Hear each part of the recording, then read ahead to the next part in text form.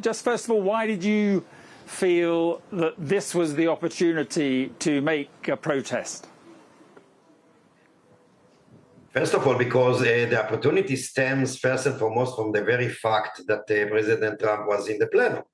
It doesn't happen too often, luckily, so we had to use it.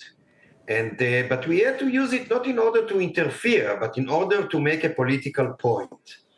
Now, so many people in Israel, and apparently outside of Israel too, although to a much lesser extent, refer to Trump as if he was the savior. He is not the savior. He's part and parcel, a total complicit in the genocide that Israel carried out for almost 2 years, for about 2 years, because he actually gave the back, he actually supported, the government of Israel when Israel itself violated the agreement that was in place last March. He not only rhetorically, he said that Gaza is going to be cleansed. That's what he said. He said he was talking about a total relocation of the people of Gaza, but he also supported Israel by veto decisions in the Security Council of the United Nations, by sending arms. Right. So he's responsible not only for the genocide that was carried out in Gaza since he came to office, but also is responsible for the sacrifice for the very same Israeli hostages that now people celebrate as if he saved them.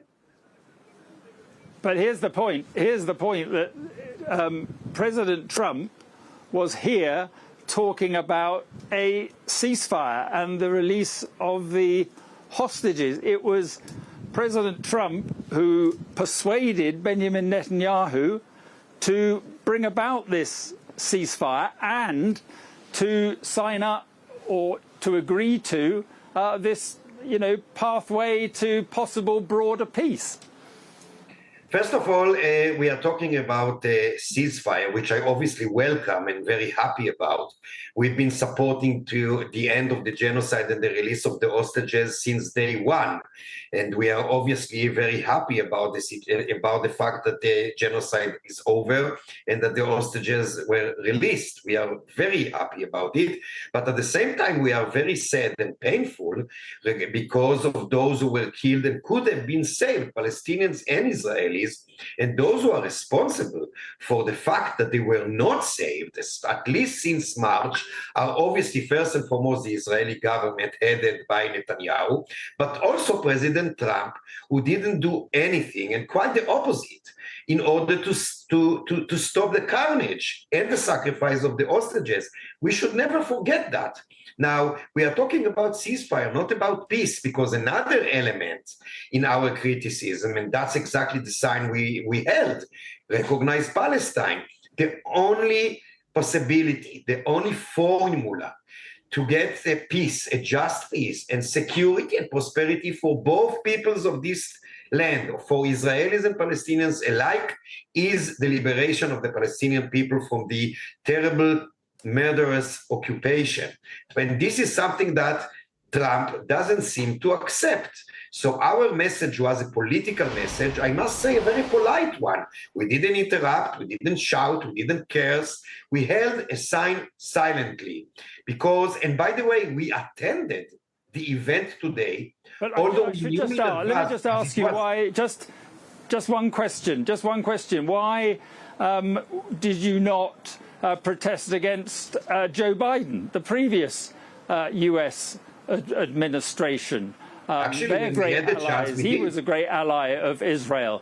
Why just Trump at a time when President Trump is trying to bring about peace?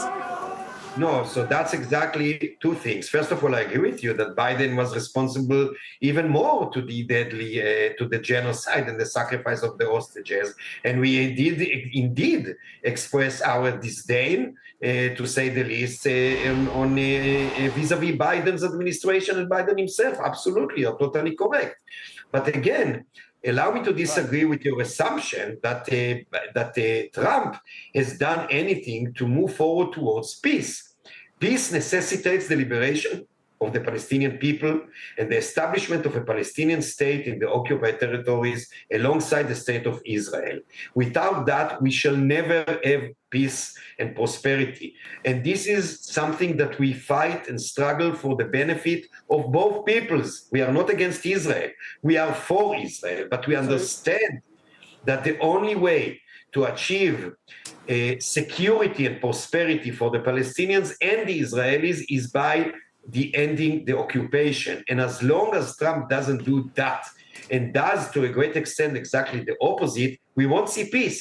Our obligation, not only our right, our obligation based on our values upon which we were elected, and by consequence, our obligation to our constituency is to struggle for a Palestinian statehood alongside the state of Israel. Right. That's our obligation, and we shall continue to do that. Right, and just finally, I mean, how many Israelis do you think agree with you that this should lead to an end to the occupation and a Palestinian state? I think that many, millions, I cannot tell you that this is the majority, but it's definitely not a tiny minority. And I believe that more and more people began to understand that that's the source and the core of the problem. But by the way, I must tell you that it's not a question of majority. Well, one wonders why they elected, if it's true, one wonders why they elected Benjamin Netanyahu. First of all, Benjamin Netanyahu, even in the last elections, didn't get the majority. Let's be very precise about it. A Likud party won about a quarter of the voters, and definitely now we see now the polls, and we know for sure that, and we saw that before the ceasefire and the release of the hostages, that almost 80% of the people in Israel don't want Netanyahu as a person and don't want the government or a similar government headed by Netanyahu. So you can say for sure that he doesn't enjoy the majority, but that's not the question enough, allow me to say.